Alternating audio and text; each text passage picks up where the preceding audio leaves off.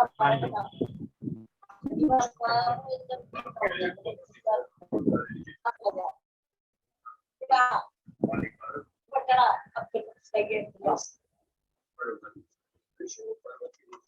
जरा बंद करना टीवी।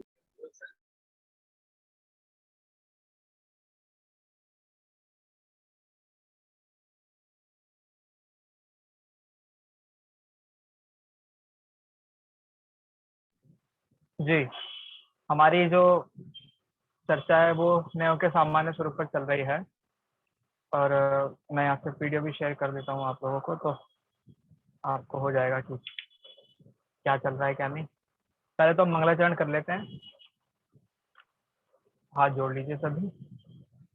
ओम जय जय जय नमोस्तु नमोस्तु नमोस्तु नमो अर्हंताणं नमो सिद्धाणं नमो आयरेयाणं नमो वधायाणं नमो लोए तव साहुणम्।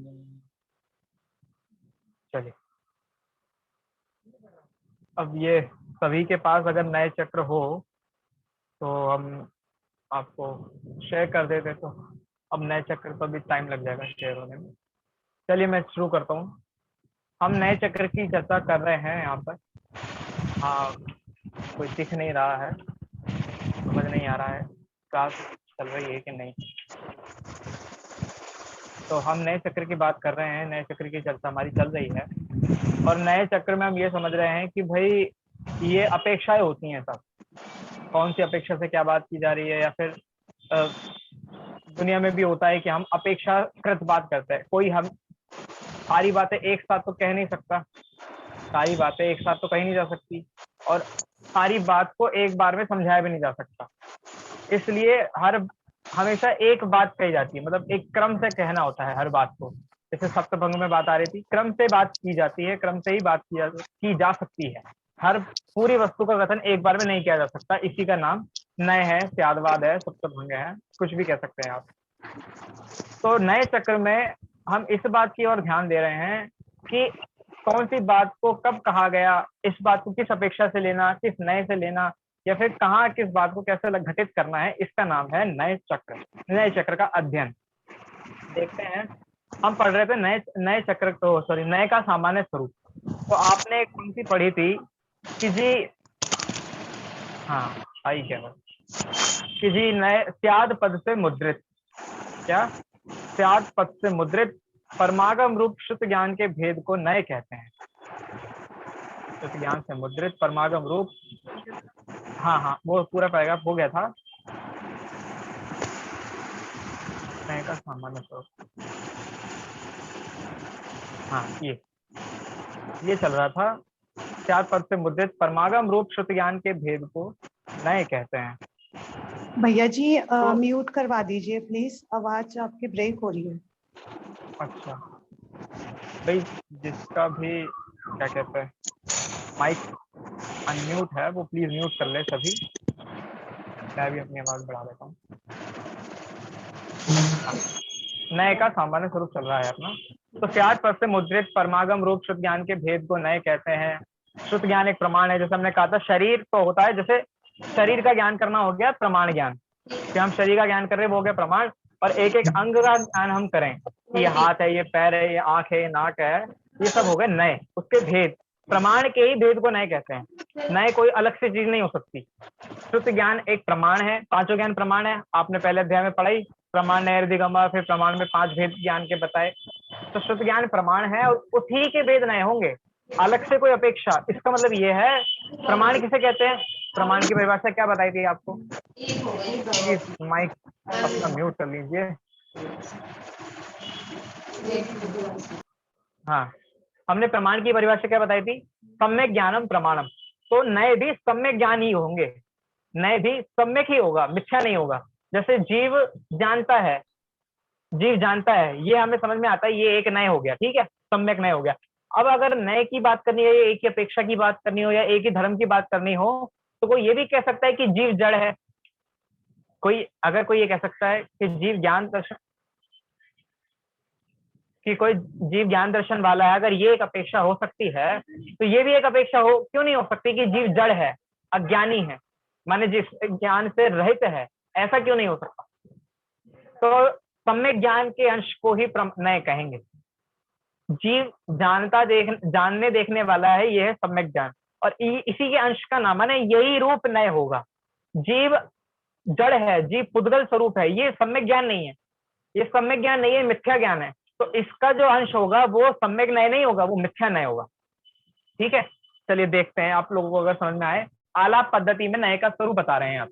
हमने देखा था जैसे प्रमाण सर्वग्राही होता है, नय अंशग्राही होता है, तो अब आलाप पद्धति में नय का स्वरूप क्या बताया ये देखते हैं। प्रमाण के द्वारा गृहीत वस्तु के अंश को, प्रमाण के द्वारा गृहीत वस्तु के अंश को ग्रहण करने का नाम नय है। भाई प्रमाण ने जिस वस्तु को जान लिया, प्रमाण ने जिस वस्तु को जान लिया उसमें से एक अंश को ग्रहण करना, उसका नाम है नय। जैसे हाथी वाला, हाँ वही उदाहरण है कि 6 अंधे लोग एक हाथी को पकड़ते हैं, जो पैर को पकड़ेगा वो बस उसी अंश को पकड़ा हुआ है, लेकिन वहां पे नय नहीं लगेगा, वो मिथ्या ज्ञान है सब, वो सब मिथ्या ज्ञान है, मिथ्या नय है। क्यों? क्योंकि उन्होंने सम्यक ज्ञान तो पूरे हाथी का सम्यक ज्ञान तो किया नहीं, उन्होंने एक ही अंश को पकड़ा और उसी अंश का ज्ञान करके वो कह रहे हैं ये ऐसी रूप, इस वस्तु ऐसी रूप है, तो वो हो गया मिथ्या नय। अब आगे जैसे नयों का भेद एक प्रकरण आएगा इसी के 1-2 टॉपिक बाद, तो उसमें एक बहुत अच्छी बात है कि जी सम्यक नय किसको कहते हैं?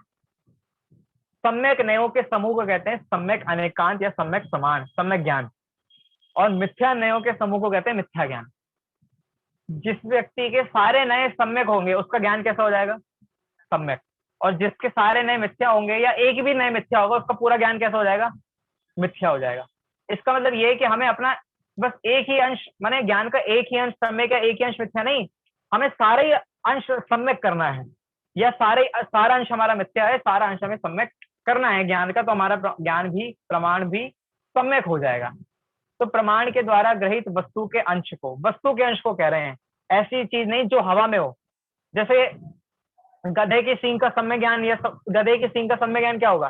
भाई वो वस्तु है ही नहीं, वो एग्जिस्ट नहीं करती, ये है, हाँ ये सम्यक ज्ञान है कि वो है ही नहीं।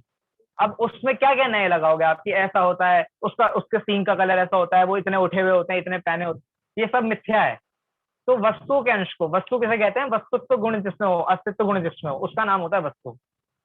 तो जो है वास्तव में, जो द्रव्य है उसका ज्ञान करना और उसके एक अंश का ज्ञान करने का नाम है नय, अथवा श्रुति ज्ञान का विकल्प नय है। विकल्प हमने बताया था आपको, भेद को नय कहते हैं, विकल्प में। हाँ, हमारी ये परिभाषा चल रही थी, ज्ञाता का अभिप्राय नय है, ज्ञाता का अभिप्राय नय है, जैसा आप लोगों को बताया था। अब ये सोचिए आप जरा कि हम किसी के अभिप्राय को कैसे जान सकते हैं? किसी के मन की बात तो या तो मनपरी ज्ञानी जान सकता है, कोई मनपरी ज्ञानी जीव हो या तो वो ही जान सकते हैं, या फिर कोई केवल ज्ञानी हो तो सिर्फ वो जान सकते हैं कि किसके मन में क्या चल रहा है, कौन क्या सोच रहा है। तो हम ना तो मनपरी ज्ञानी है ना केवल ज्ञानी है, तो हम कैसे पता लगाएं, हम कैसे समझे कि ज्ञाता का क्या अभिप्राय है, वो किस अभिप्राय से क्या बात कह रहा है? तो यहाँ पे ज्ञाता हमारी बात चल रही है या फिर ग्रंथ लिखने वाले की बात चल रही है। आचार्य कुंदकुन ने समयसार लिखा और आचार्य कुंदकुन ने अष्टपाउड भी लिखा। दोनों ग्रंथ एक मतलब ऐसे हैं उल्टे, एक द्रव्य नियोग को कहता है, एक चरण नियोग को कहता है। दोनों ग्रंथ अपोजिट में हैं, लेकिन तब भी हम कुंदकुंद आचार्य को मिथ्या ज्ञानी तो नहीं कहते ना। क्यों? क्योंकि उन्होंने जिस अभिप्राय को कह सकते हैं माइंडसेट, कि किस माइंडसेट को लेके व्यक्ति बैठा है, कि हम क्या सोचकर बैठे हैं, वो क्या सोचकर बता रहे हैं, वो क्या सोचकर बोल रहे हैं। जैसे किसी ने आपसे कुछ कहा कि ऐसा काम करना है, बिना सोचे समझे मना कर दो, तो ये है ज्ञाता के अभिप्राय को नहीं जानना, नहीं समझना। तो ज्ञाता के अभिप्राय को जानना भी नय है, ज्ञाता किस अभिप्राय से क्या बात कर रहा है इसका भी ज्ञान होना नय है। अथवा नाना स्वभावों से वस्तु को पृथक करके जो एक स्वभाव में वस्तु को स्थापित करता है वह नय है। अब ये अलग परिभाषा हो गई। जैसे हमने आपसे कहा था, अगर कोई भी अजैन व्यक्ति, उससे पूछा जाए कि जैन धर्म का कोई सिद्धांत बताओ, तो कहेगा अनेकांत। क्या कहेगा? अनेकांत। अनेकांत की परिभाषा भी बहुत अच्छी है। अनेक अंत माने जिसमें अनंत धर्म हो, ऐसी वस्तु उसका नाम, वो अनेकांत जो है वो वस्तु का स्वभाव है। जब हम 6 द्रव्यों के नाम पढ़ते हैं तो क्या क्या है 6 द्रव्यों के नाम? 6 द्रव्यों के नाम, हाँ, जीव पुद्गल धर्म अधर्म आकाश का, इसमें सातवां द्रव्य ऐड करे क्या अनेकांत नाम का? नहीं भाई, अनेकांत इन्होंने कहा, अनंत धर्म तो अनेकांत एक अलग द्रव्य होता होगा, ऐसा नहीं है, हर द्रव्य अनेकांतमयी है। इसको इसलिए यहाँ पे लिखा नाना स्वभावों से युक्त, नाना स्वभावों से युक्त वस्तु, उसको पृथक कर, माने हर एक वस्तु में अनंत स्वभाव होते हैं, अनंत धर्म होते हैं। जैसे हमारा स्वभाव क्या है, जीव का स्वभाव क्या है, जानना देखना ज्ञान दर्शन, लेकिन यहाँ कह रहे हैं नाना स्वभाव माने अनंत स्वभाव। तो जीव में सिर्फ जानना देखना ही गुण नहीं है, अनंत गुण है, एकत्व भी है, अन्यत्व भी है, नित्य भी, अनित्य भी, अनंत गुण, अनंत धर्म, अनंत स्वभाव, अनंत शक्तियां हैं। तो इतने सारे स्वभाव धर्म गुण शक्तियों में से किसी एक चीज को उठा लेना और उसमें वस्तु को स्थापित कर देना। जैसे आपने वो पढ़ी थी ना समय सार की गाथाओं में, जब हम रिवीजन कर रहे थे तो उसमें गाथा आई थी, दूसरी नंबर की गाथा या कौन सी गाथा थी कि जीव को या आत्मा को, आत्मा ना तो ज्ञान वाला है, ना दर्शन वाला है, ना चारित्र वाला है, आत्मा तो वो है जो है, आत्मा तो मात्र ज्ञाता है, बस वही है जो है। कितनी बढ़िया गाथा थी। उसमें एक बात आई थी टीका में, हमने आपको बताई भी थी, गुण भेद की बात, गुण भेद, कि आत्मा को बस ज्ञान वाला कह देना ये गुण भेद हो गया। क्यों? अगर आत्मा सिर्फ ज्ञान वाला है तो बाकी गुण किसके गए, खत्म हो गए क्या वो? तो इसलिए उन्होंने कहा था कि भाई ये तो अवक्तव्य की बात हो गई कि आप कह ही नहीं सकते पूरी आत्मा के एक साथ। तो यहाँ पे वही कह रहे हैं ये कि किसी एक वस्तु में स्थापित कर देना, गुण भेद की जो बात थी वहां पे, ये वही बात है कि आत्मा में तो अनंत गुण है, लेकिन सारे द्रव्यों में से अलग करना हो, जैसे एक डब्बे में 6 द्रव्य भरे हुए थे, उसमें से जीव द्रव्य को अलग करना हो तो क्या मुख्य करोगे आप? ज्ञान दर्शन। क्यों? क्योंकि वो सब में नहीं है। तो हमने पकड़ा तो एक स्वभाव को, द्रव्य के एक स्वभाव को पकड़ा, लेकिन एक स्वभाव से हमने पूरी वस्तु पकड़ ली। जैसे आप क्या कहे, जैसे ये फोन है, ये फोन है, अब इस पकड़ा तो मैंने इसे इतना हिस्सा पकड़ा कि पूरा फोन पकड़ लिया पूरा फोन। अच्छा, अब यहां से पकड़ा तो पूरा फोन पकड़ा कि एक ही वस्तु, एक ही अंश पकड़ा?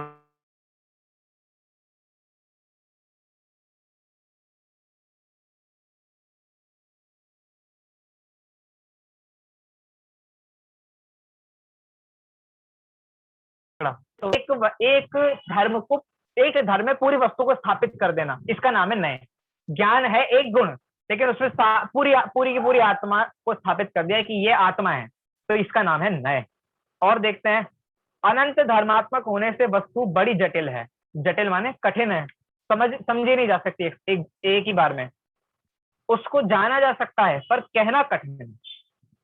उसको जान तो सकते हैं, माने जो हम ये कहते हैं ना, ये बताइए जो अनंत ज्ञान है वो कहाँ कब प्रकट होता है? अनंत ज्ञान कब प्रकट होता है? मेरा प्रश्न है इंदु जैन जी से। इंदु जैन जी अगर हमारी आवाज सुन रहे हैं तो आपसे मेरा प्रश्न है, केवल ज्ञान या अनंत ज्ञान जो है ये कब प्रकट होता है? जवाब में, हाँ जी, ज्ञान तो जवाब में, नहीं, कहाँ का तो उत्तर ठीक है, ये कब कब प्रकट होता है? अनंत ज्ञान कब प्रकट होता है? जब जब अनंत अवस्था प्राप्त की है। जब अरंत अवस्था प्राप्त हो जाती है, सीधा सा उत्तर था कि 13वें गुण स्थान में जब अरंत अवस्था प्राप्त हो जाती है।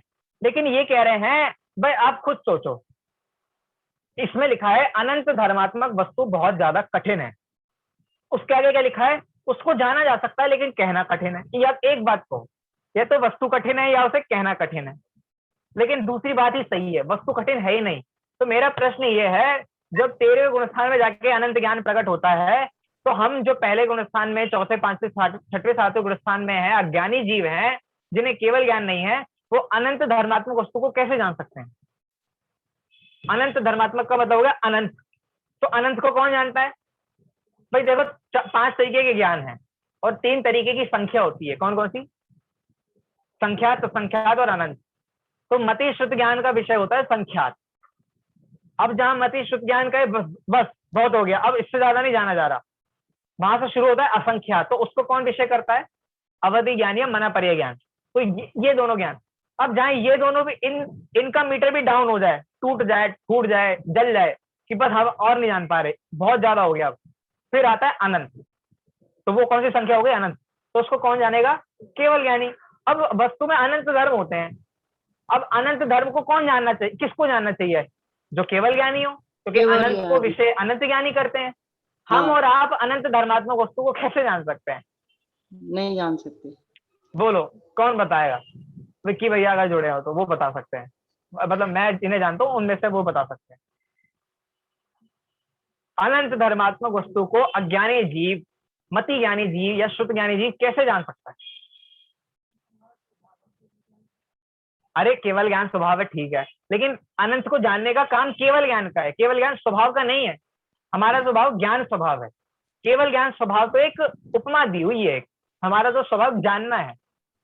तो जब अभी हमारी इतना क्षेम ही नहीं है कि हम अनंत को जान सके, तो अनंत धर्मात्मक वस्तु को कैसे जानेंगे? तो बताएगा? नहीं, चलिए मैं बताता हूँ। आगम के हम द्वारा। हाँ हाँ, क्या आगम के द्वारा? और कोई उत्तर? किसके द्वारा? नहीं नहीं, ये तो समय सार की बात है, ये तो है ही नहीं। देखो बहुत सीधा सा उत्तर था, इतना तो बोलना था आप लोगों को। अनंत को अनंत जानना भी अनंत को जानना है, अनंत को अनंत रूप जानना कि ये अनंत है, इसको जानना भी अनंत को जानना है। भाई आप मैं आपसे पूछता हूँ, रसगुल्ला आया घर में, रसगुल्ला, उसको खाया, अब ये बताओ कितना मीठा है? कितना मीठा है? क्वांटिटी बताओ, गिन के बताओ, नहीं जान सकते। लेकिन हमने ये कहा ये मीठा है, भाई मीठे को जानना भी मीठे को जानना ही कि नहीं है, उसको कहा नहीं जा सकता लेकिन जाना जा सकता है। अब वो चाहे बच्चा हो वो भी कहेगा बहुत अच्छा है, एक बूढ़े से पूछो वो भी कहेगा मीठा है। अब उन दोनों में उनके ज्ञान में अंतर है कि नहीं है? एक छोटा बच्चा 1-2 साल का, उसको मीठा लग रहा है, वो कह रहा है बहुत अच्छा है, बहुत मीठा है, और एक 80 साल का बूढ़ा व्यक्ति वो कह रहा है बहुत मीठा है। दोनों के ज्ञान में अंतर होगा कि नहीं होगा? लेकिन दोनों बात क्या कह रहे हैं? मीठा है। दोनों जान क्या रहे हैं? मीठा है। एक सा मीठा जान रहे हैं। भाई एक ही रसगुल्ला था, आधा आधा खिलाया उनको, दादा को और पोते को, दोनों ने एक ही रसगुल्ला खाया, और दोनों का ज्ञान में कितना डिफरेंस है, बहुत ज्यादा डिफरेंस है, लेकिन उसने भी कहा मीठा है और उसने भी कहा मीठा है। तो ये मीठे को जानना, तो ये इसी तरह वस्तु को जानने का नाम है, ये अनंत धर्मात्मक वस्तु को जानने का नाम है अनंत को जानना, कि वस्तु अनंत धर्म वाली है, इसको जानना भी अनंत को जानना ही है। हम जानते हैं वस्तु को अनंत धर्मात्मक रूप से कि इसमें अनंत धर्म होते हैं। अब हम उसको बांटते नहीं है कि अनंत में ये वाला धर्म आता है, ये वाला धर्म आता है। हम हाईएस्ट जा सकते हैं 14 धर्मों तक, 16-20, इतने, इससे ज्यादा नहीं। लेकिन जो केवली परमात्मा है वो सारे धर्मों को जानते हैं। हम सारे धर्मों को नहीं जानते, हम ऊपर ऊपर से जानते हैं। जैसे एक डब्बा है, डब्बा जिसका नाम है अनंत, और उसमें अनंत गोलियां भरी हुई हैं। तो जो मतिशुद्ध ज्ञानी, अवधि ज्ञानी, मनपरि ज्ञानी होंगे वो डब्बे को जानेंगे बस कि अनंत अनंत रूप डब्बा है। लेकिन केवल ज्ञानी उस डब्बे को खोल सकते हैं और उसमें अनंत गिन सकते हैं कि कितनी गोलियां हैं। इतना सा अंतर है। लेकिन हमारे ज्ञान को भी कहा जाएगा कि हमने अनंत को जाना, और उनके ज्ञान को भी कहा जाएगा कि हमने अनंत को जाना, उन्होंने अनंत को जाना। देखिए इसका नाम है नए। अब आपको समझ में आ रही है कि नए कितने विशेष होते हैं, कि ऐसा भी, अरे हमने आपसे कहा था जितने मुंह उतनी बातें, क्या कहा था? जितने वो उतनी बातें। एक छोटा सा बच्चा है वो भी कुछ बात कह सकता है, एक बूढ़ा व्यक्ति है वो भी कुछ बात कह सकता है। अब आप ये सोचो दोनों की बातों में अंतर होगा, लेकिन दोनों की बातें किसी न किसी अपेक्षा से ठीक हो सकती हैं। ऐसी हमारी बात है, हमने कहा कि हम अनंत को जान रहे हैं, तो ये एक इस अपेक्षा से ठीक है ना कि अनंत को अनंत रूप से जानना। तो ये नयों में ये क्वालिटी होती है, ये विशेषता होती है कि जो नए होते हैं, सम्यक नए होते हैं, वो किसी भी असंभव बात को संभव कर सकते हैं। आपने एक स्तोत्र का नाम सुना होगा, परमानंद स्तोत्र करके है ना? ऐसे 2-3 स्तोत्र हैं जो आचार्य अकलंक देव ने लिखे हैं। तो उसमें एक श्लोक है, उसमें ये कहा कि जीव ज्ञान वाला भी है और जीव जड़ भी है। बोलो कोई बता सकता है मुझे जीव जड़ कैसे हो सकता है? जड़ किसे कहते हैं? कोई बताएगा जड़ किसे कहते हैं? जिसमें चेतना ना जिसमें हो और चेतना ना हो, पर्याय और- अपेक्षा से, पर्याय अपेक्षा से, पुद्गल अपेक्षा से। हाँ, जो पुद्गल हो उसको जड़ कहते हैं। सीधा सा उत्तर है, जो पुद्गल हो उसे जड़ कहते हैं। अब वहां तो उन्होंने, भाई इतने बड़े आचार्य, न्याय के आचार्य, मतलब द्रव्य के आचार्य, उन्होंने लिखा जीव जड़ भी है, जीव जड़ भी है। तो उन्होंने किस अपेक्षा से लिखा होगा? पुद्गल क्या की उन्होंने झूठ अपेक्षा में से। लिख दिया? पुद्गल की अपेक्षा से नहीं, क्या हाँ, क्या अपेक्षा होगी कि पर्याय जीव किसी पुद्गल, हाँ, पर्याय को कह दिया है जड़। पर्याय को जड़ कह दिया? नहीं, वहां पे उत्तर नहीं था, वहां पे ये उत्तर नहीं था। उनका उत्तर देखिए, आप उनका उत्तर सुनिए। हाँ बोलिए बोलिए, क्या कह रहे हैं आप? चलिए मैं बताता हूँ। वहां पर एक बहुत बड़ी अपेक्षा थी कि भाई इस दुनिया में कितने जीव होते हैं, कितने जीव हैं, अनंत जीव। अब मेरा ज्ञान दर्शन और इस सामने वाले का ज्ञान दर्शन एक ही है कि अलग अलग है? तो मेरी अपेक्षा तो उसका ज्ञान जड़ है भाई, मेरे लिए उसका ज्ञान जड़ है, उसके हाँ, लिए हाँ। मेरा ज्ञान जड़ है। क्यों? क्योंकि हाँ। कुछ काम नहीं आने वाला। हाँ, इस हाँ, अपेक्षा से जीव के ज्ञान को जड़ भी कहा जा सकता है। हाँ। देखो इस अब कितनी विशेषताएं हैं नए योग में, हाँ, हाँ। बहुत। ये पर्याय वाली अपेक्षा अब मैं नहीं लगा पा रहा, आप पर्याय की अपेक्षा कैसे जड़ कह रहे हो? पर्याय भी तो जीव की है, पर्याय भी तो जीव की है, वो जड़ तो नहीं है। एक समय की है हाँ, ना। नहीं नहीं नहीं, पर्याय की अपेक्षा जड़ नहीं लगेगा। एक समय की हो चाहे अनंत समय की हो, पर्याय है तो जीव का ही परिणमन, पर्याय है तो जीव का ही परिणमन, तो वो जड़ तो नहीं है। ये अपेक्षा भांति सामने वाले की अपेक्षा, दूसरे हाँ, द्रव्य की अपेक्षा, वही दूसरे जीव सही की है। अपेक्षा वही सही है, सामने वाले का मेरे कुछ काम का नहीं है, सही है। मेरे कुछ काम करनी, जैसे हम कहते हैं ना जीव द्रव्य और जीव तत्व, तो ये हाँ। वही बात है। चलिए और देखते हैं। तो ये कह रहे हैं उसको जाना जा सकता है पर कहना कठिन है, उसको कहा बहुत मुश्किल से जा सकता है। अतः उसके एक एक धर्म का क्रम पूर्वक निरूपण किया जाता है। एक एक धर्म का कैसे निरूपण किया जाता है?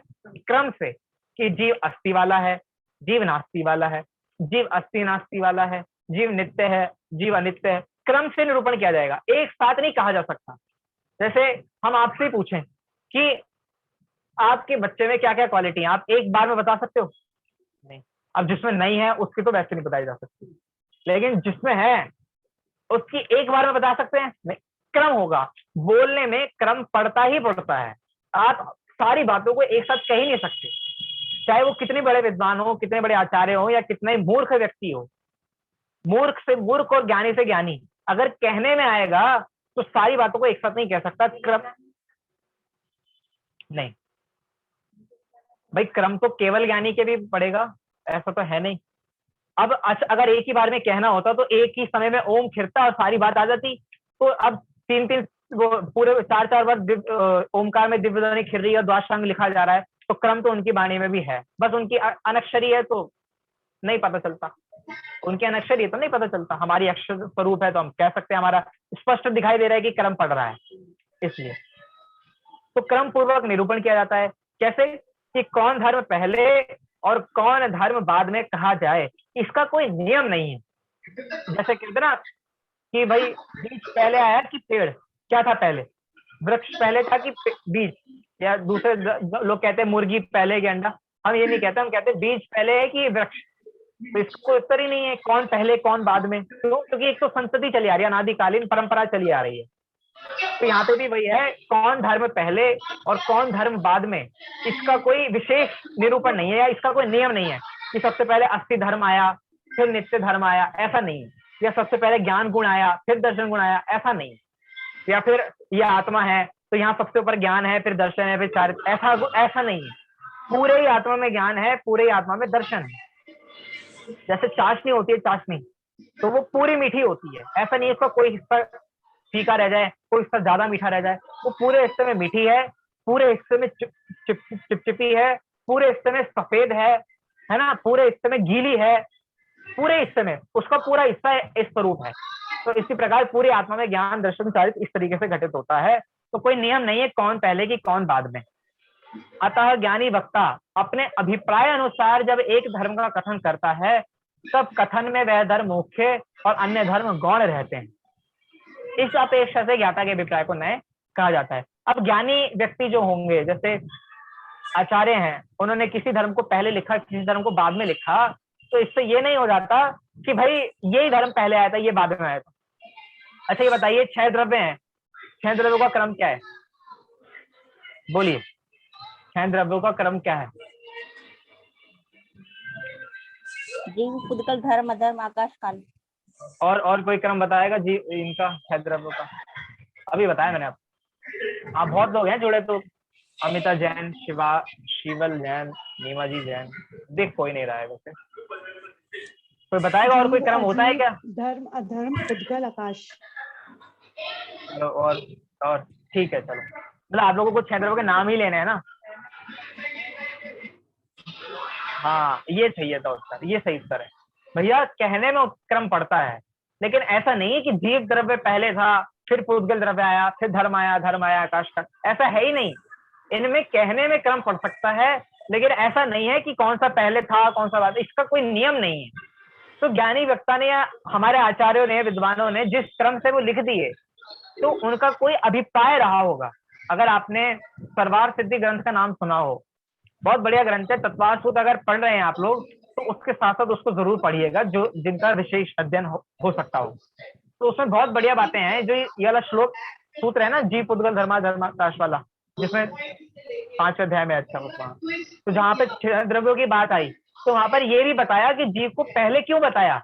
वहां पर उन्होंने ये तो कहा ही कि छह द्रव्य में ऐसा कोई क्रम नहीं है कि पहले जीव पुद्गल फिर धर्म, ऐसा कुछ नहीं है, लेकिन उसको कहने का भी एक क्रम है। अच्छा, 7 तत्वों के नाम बताएगा कोई? 7 तत्वों में कैसे क्रम पड़ता है?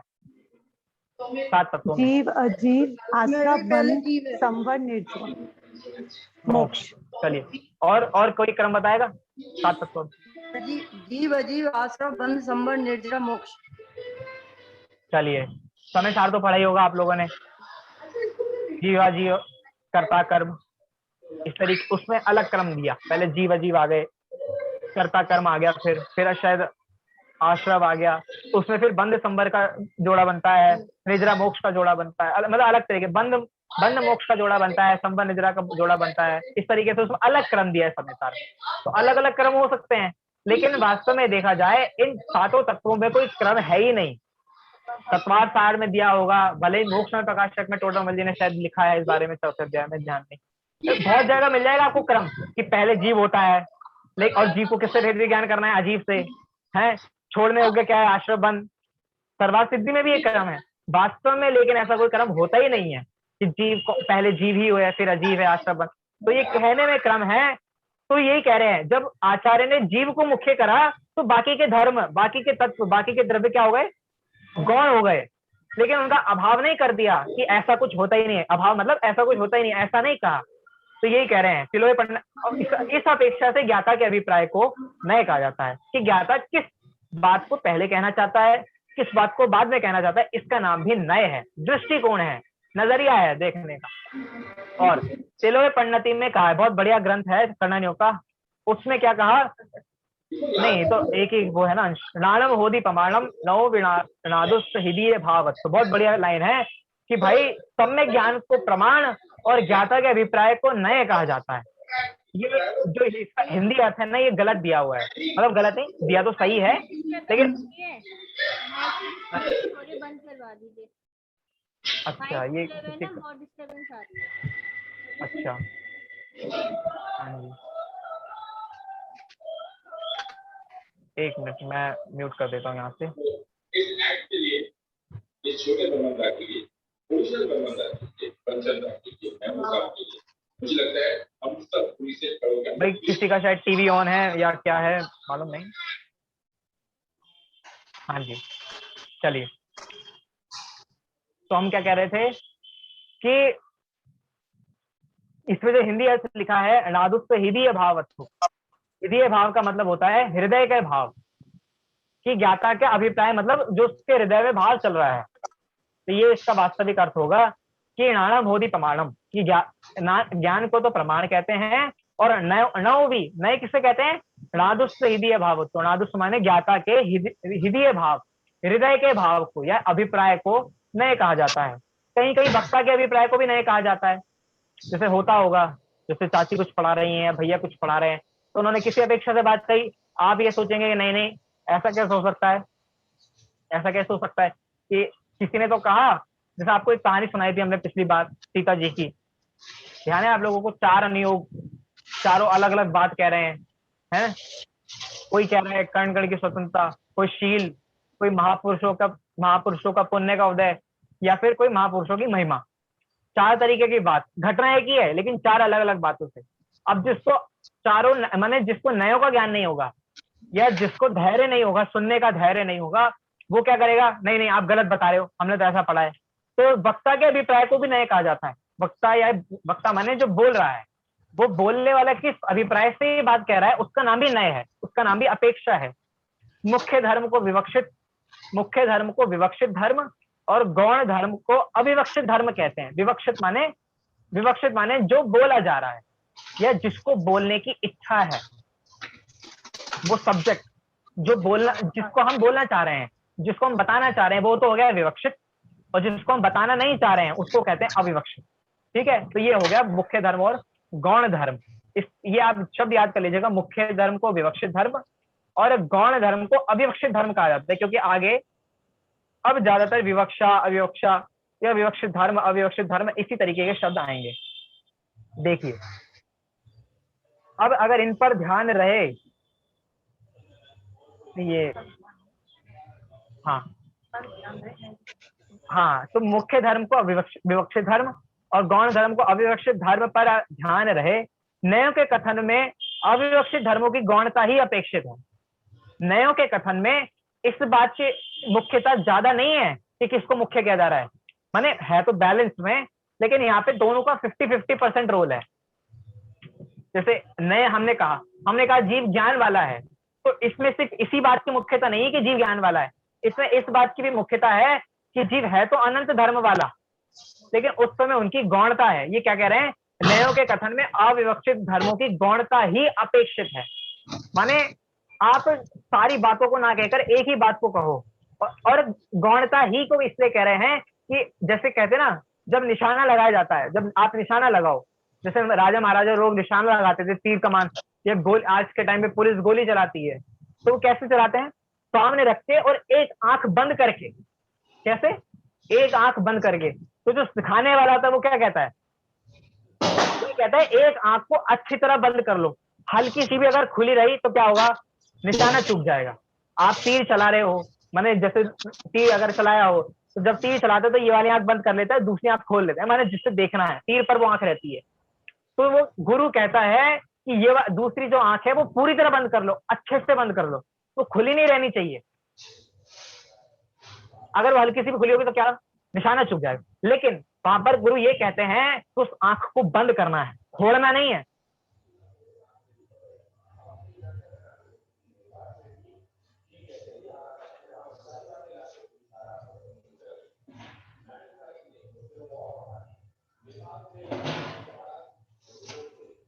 अगर निषेध नहीं करना है, उनका अभाव नहीं करना है, हमें अगर ये बताना है कि जीव ज्ञान वाला है, दर्शन वाला नहीं है, तो हम वहां पर ये कहेंगे कि अभी ज्ञान वाला है, अभी दर्शन की बात नहीं कर रहे।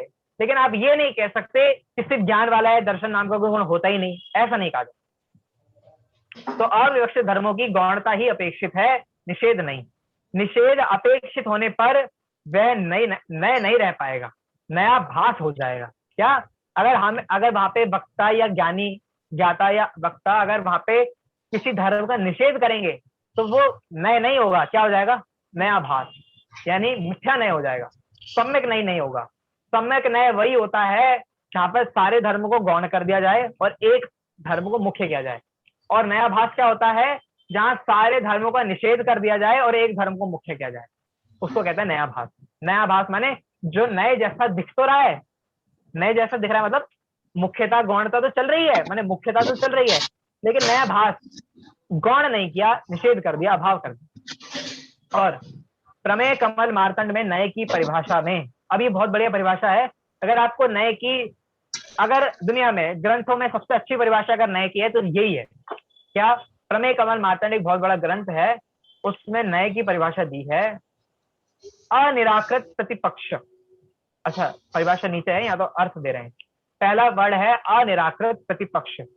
जैसे जब आपने अदालत देखी होगी, अदालत कभी फिल्मों में या वैसे भी रियल लाइफ में अगर कभी गए हो, तो अदालत में क्या होता है, एक तरफ तो वो खड़ा होता है जिसने अपराध किया है, और एक तरफ वो लोग खड़े होते हैं जो ये कहते हैं हमने देखा, या उसी के रिश्तेदार खड़े होते हैं कि नहीं जी ये तो कर ही नहीं सकता।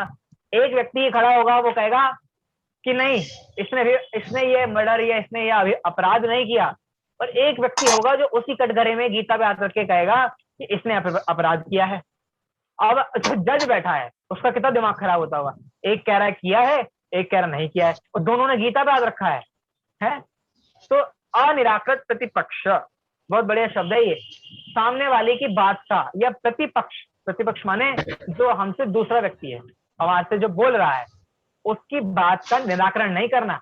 ऐसा नहीं कहना नहीं तुम झूठ कह रहे हो, ऐसा नहीं कहना, दोनों बातों को सुनना, अपनी भी और उसकी भी। अनिराकृत प्रतिपक्ष का मतलब हो गया सिर्फ अपनी अपनी नहीं कहना, सामने वाले की बात को भी सुनना, प्रतिपक्ष का निराकरण नहीं करना, प्रतिपक्ष का निराकरण या निषेध नहीं करना। ऐसा विशेषण डालकर गौण शब्द का भाव अत्यंत सफलता पूर्वक स्पष्ट कर दिया है। कैसे?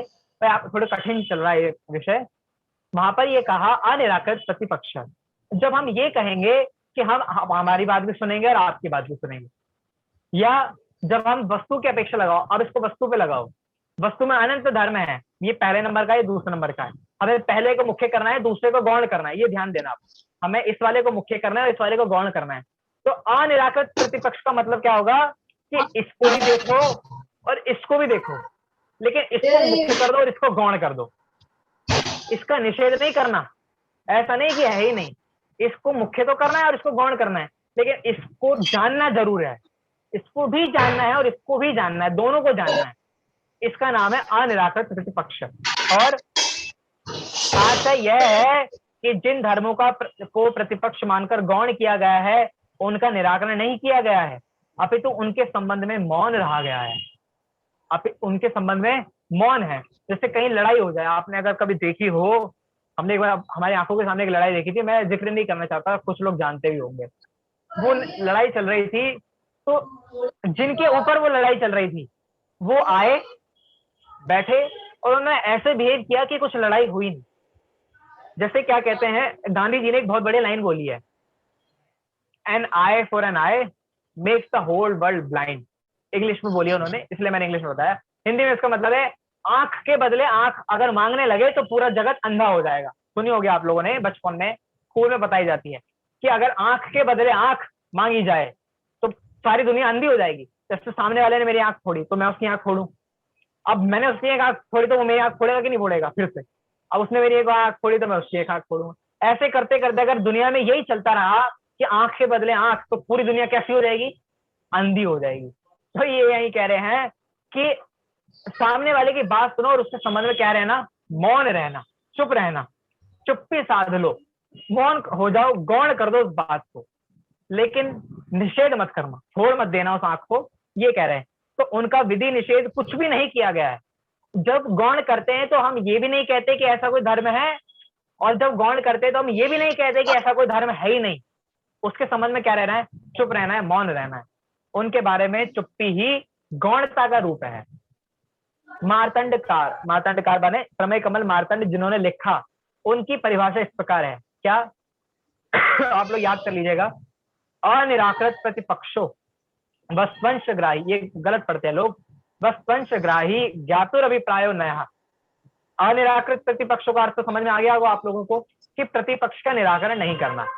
फिर वस्वंशग्राही माने वस्तु के अंश को ग्रहण करने वाला। वस्तु कहने का मतलब है वही जो हम आपको बता रहे थे, जिसमें सामान्य गुण पाया जाए, अस्तित्व, वस्तुत्व, द्रव्यत्व, ये गुण जिसमें पाया जाए उसका नाम होता है वस्तु। वस्तु को वस्तु क्यों कहते हैं? क्योंकि उसमें वस्तुत्व गुण पाया जाता है, अस्तित्व गुण पाया जाता है। तो ऐसी चीज जो वास्तव में दुनिया में सत्ता धारण करती हो, ऐसी वस्तु, उसके अंश को ग्रहण करने वाला, उसके अंश को ग्रहण करने वाला। ऐसी हवा में किसी बात के अंश को ग्रहण करने वाला नहीं। जैसे आकाश के फूल को, आकाश का फूल है, आकाश में फूल, तो आकाश में कोई फूल होता ही नहीं है। अब उसके किसी भी अंश को ग्रहण करो कि ये बहुत सुगंधित होता है, बहुत सुंदर होता है, ये सब मिथ्या है। तो वस्तु माने जो सच में वस्तु एग्जिस्ट करती है, उसके अंश को ग्रहण करने वाला ज्ञानी का अभिप्राय। अच्छा मैं आपसे पूछता हूं, जीव ज्ञानी है, जैसे हम कहते हैं जीव ज्ञानी है, तो ज्ञान धर्म जो है वो निश्चय है कि व्यवहार है? ज्ञान गुण, एक उत्तर दो। जैसे हम ये कहते हैं जीव ज्ञान दर्शन वाला है, ये किसका, कौन से नए का कथन है? निश्चय नए का। ठीक है, अभी हम यही चल रहे हैं, निश्चय नए का कथन है। तो जीव में जो ज्ञान गुण है या दर्शन गुण है वो निश्चय है कि व्यवहार है? जीव का स्वभाव है। जीव का स्वभाव है। मैं पूछ रहा हूँ वो निश्चय है कि व्यवहार है? निश्चय ना होगा। निश्चय न व्यवहार है, वो तो नित्य ज्ञान दर्शन में आत्मा जीव का स्वभाव है। अरे चलिए, आधा उत्तर आ गया। हाँ, चलिए अब मैं बताता हूँ। वो ना तो निश्चय है ना व्यवहार है। भैया लास्ट की लाइन पढ़ो आप इस परिभाषा में, ज्ञाता के अभिप्राय को हमने आपको बताया था जो नए होते हैं वो ज्ञान के अंश होते हैं, नए ज्ञान में होता है, वस्तु में नए होता ही नहीं है, वस्तु में नए नहीं होते, वस्तु प्रमाण स्वरूप है, उसके एक अंश को ग्रहण करना और वो भी ज्ञान में ग्रहण करना। माने हमने कहा था नए नजरिया होता है, नए चश्मा होता है। मैंने कहा मैंने लाल चश्मा पहन लिया, दुनिया लाल हो गई क्या? मैंने देखा लाल हो गई, मुझे ऐसा लगा लाल हो गई, मैंने मेरे ज्ञान में लाल हो गई, वास्तव में दुनिया लाल है ही नहीं।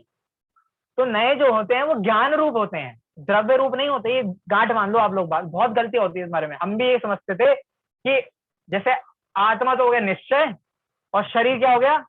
व्यवहार है। हम भी ये समझते थे, लेकिन ऐसा नहीं है। इसी का नाम नए चक्र है, इसी का नाम नए चक्र का अध्ययन है कि आत्मा माने निश्चय नहीं, शरीर माने व्यवहार नहीं। आत्मा ना तो निश्चय है ना व्यवहार है, शरीर ना तो व्यवहार है ना ही निश्चय है, वो तो द्रव्य है। निश्चय और व्यवहार हमारे ज्ञान में घटित होते हैं। कहाँ घटित होते हैं? ज्ञान में होते हैं, ये द्रव्य में नहीं होते। द्रव्य को उस नजरिए से देखा जाता है।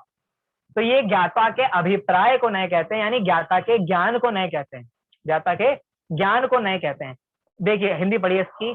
प्रतिपक्षी धर्मों का निराकरण ना करते हुए, माने विरोधी धर्मों का निराकरण ना करते हुए वस्तु के अंश को ग्रहण करने वाला ज्ञाता का अभिप्राय नए है। ठीक है, चलिए। यह मुख्यता और गौणता वस्तु में विद्यमान धर्मों की अपेक्षा नहीं अपितु वक्ता की इच्छानुसार होती है। ये बहुत बढ़िया बात है। वक्ता की इच्छा माने क्या कहते हैं? राज चल रहा है, राज गलत भाषा है।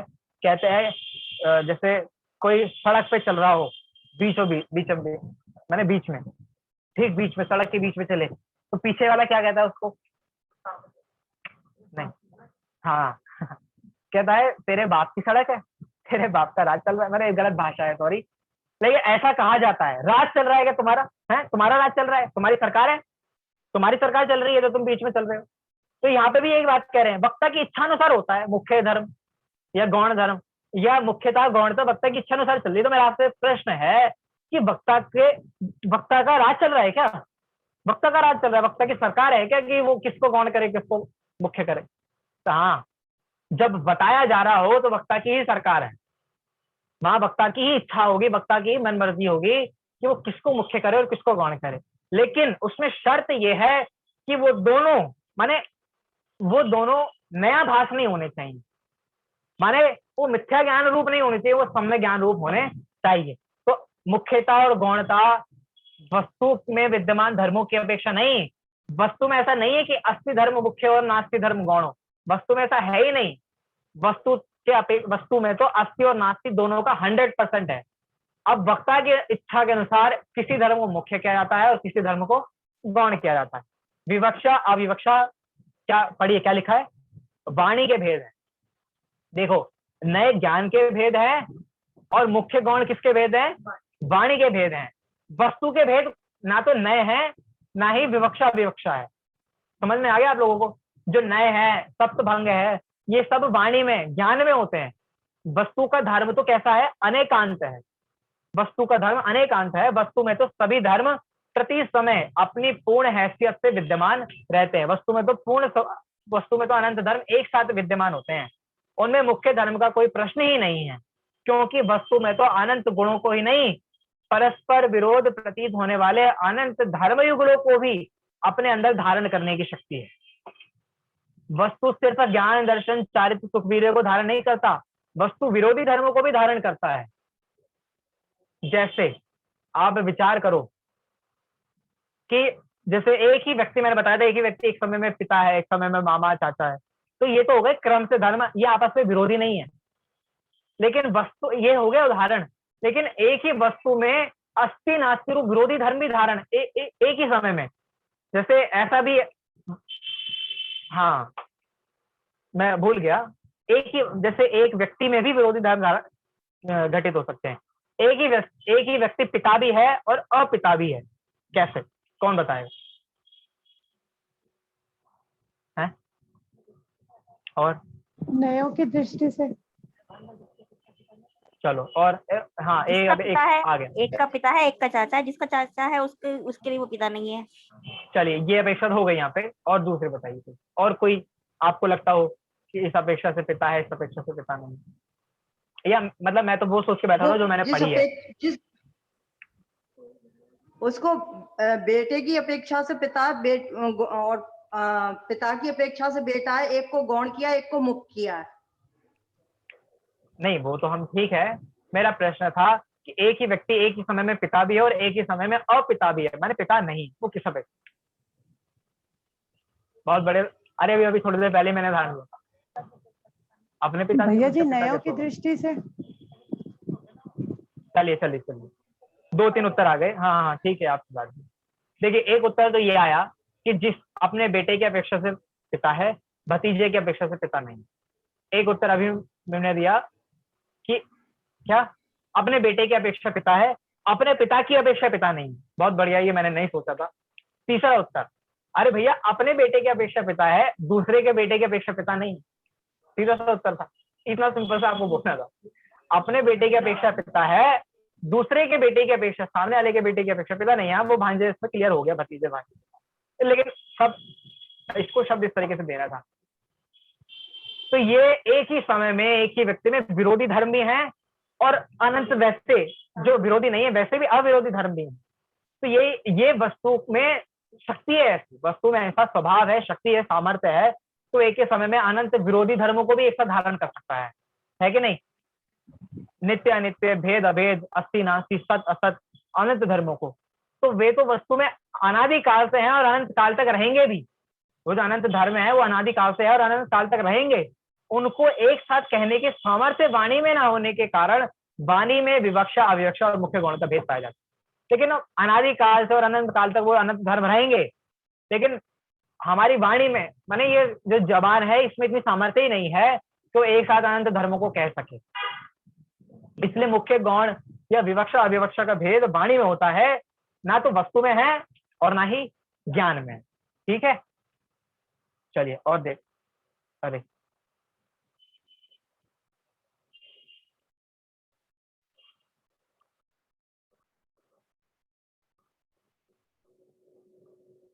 जरा खो गया है पेज।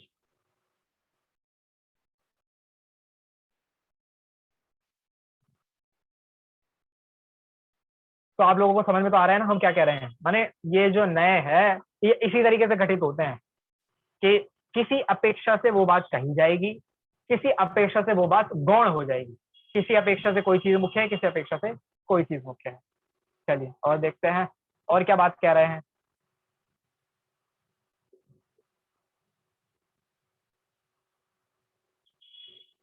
हाँ जी, इस कारण ही वक्ता के अभिप्राय को नए कहा गया है कि वक्ता किस बात को मुख्य करता है, किस बात को गौण करता है।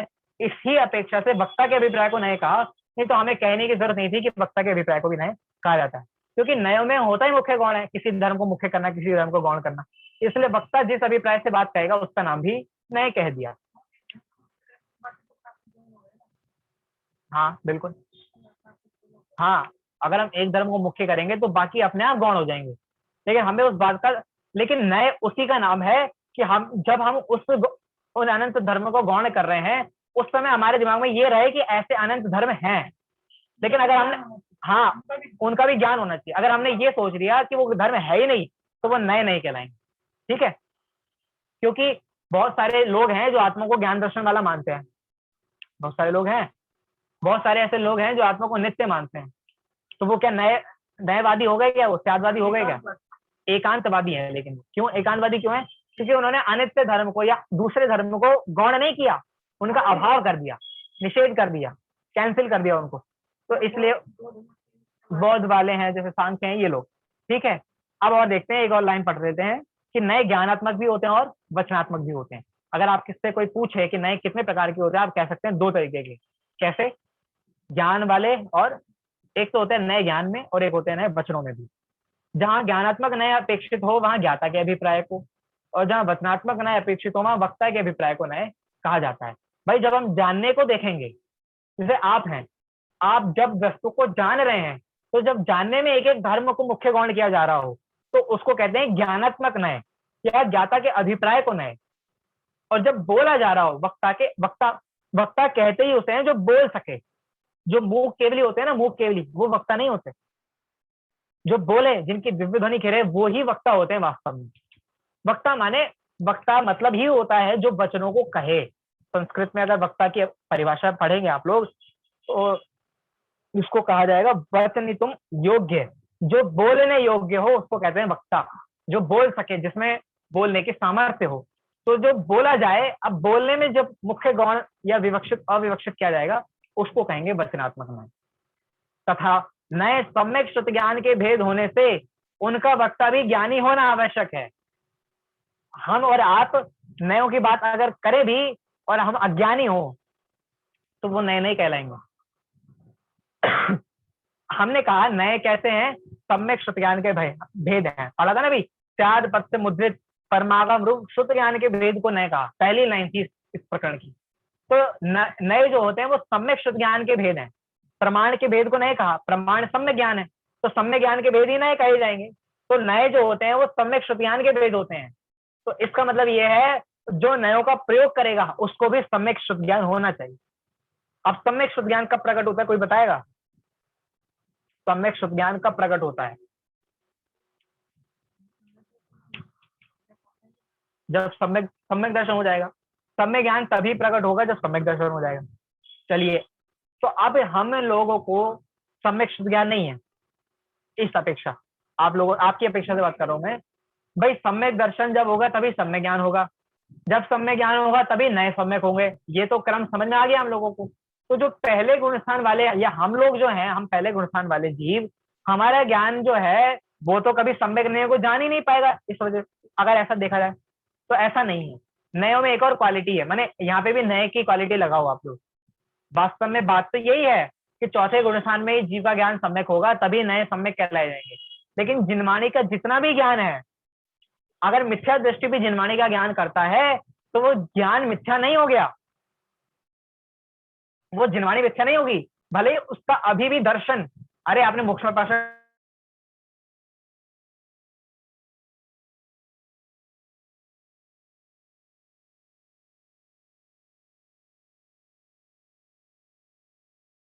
पढ़ा है, पढ़ा चौथे अधिकार में। ज्ञान को मिथ्या और सम्यक दर्शन की अपेक्षा कहा जाता है। ज्ञान कभी मिथ्या होता नहीं है, जिनवाणी का ज्ञान कभी मिथ्या होगा ही नहीं। ऐसा नहीं है कि जिनवाणी का ज्ञान हमने कर लिया लेकिन हमें काम नहीं आ रहा। हम कहते हैं ना पढ़ के डाल दिए, काम तो कुछ आ नहीं रहा, तो ऐसा है ही नहीं। वो अगले भाव में संस्कार रूप में जाएगा, जरूर जाएगा। अगर इस भाव में नहीं दिख रहा कि वो काम नहीं आ रहा है, अगर वास्तव में भी नहीं आ रहा हो तो वो अगले भाव में संस्कार रूप में जाएगा और वहां फलदायी होगा।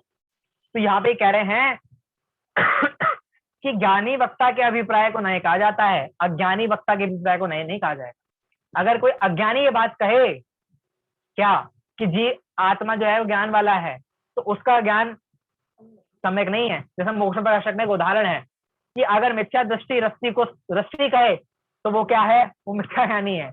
और अगर कोई सम्यक दृष्टि रस्सी को साफ कहे तो क्या है, तब भी वो सम्यक ज्ञानी। क्यों? क्योंकि उसका दर्शन सम्यक है, उसका ज्ञान मिथ्या है। इस अपेक्षा से वहां पे कहा। इसलिए चाहे ज्ञाता के अभिप्राय को नहीं कहो, चाहे वक्ता के अभिप्राय को नहीं कहो, एक ही बात है।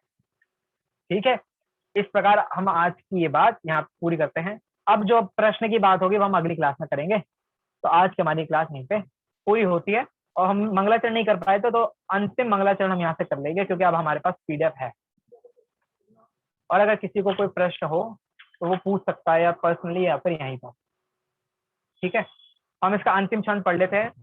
जो अंतिम छंद है, कर कर न मन निज भाव को, जिन जिन गुरु जिन वचन को, निज भाव निर्मल करन को, जिन वर कथित नय चक को, निज बुद्धि बल अनुसार प्रस्तुत कर रहा हूँ वेज्ञ जन। ध्यान रखना चाहिए यदि हो कहीं कुछ फलन। चलिए, आज की हमारी क्लास पूरी होती है। अब अगली कक्षा में हम अगली बात करेंगे। जिनवाणी स्तुति करने, जा वाणी के ज्ञान से तुझे लोकालो, तो वाणी मस्तक नमो सदा देत हो। सभी को सादर जय हिंद। जय जिनेन्द्र जय जी। जय जिनेन्द्र जी।